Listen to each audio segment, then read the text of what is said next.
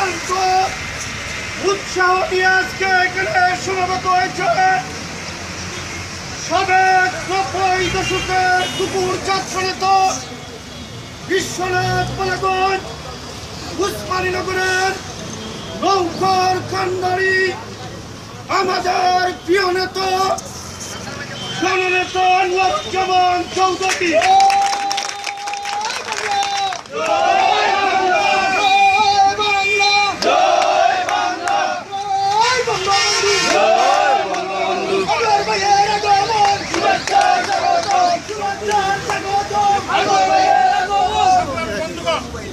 আমরা জানি যে আপনারা দীর্ঘক্ষণ সকাল থেকে এখানে অপেক্ষা করছেন।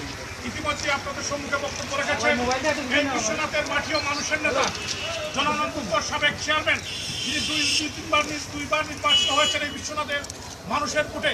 আমাদের প্রিয় নেতা, আমার বড় ভাই শ্রদ্ধেয় জনাব মুজিবুর রহমান সাহেব বক্তব্য রেখেছেন।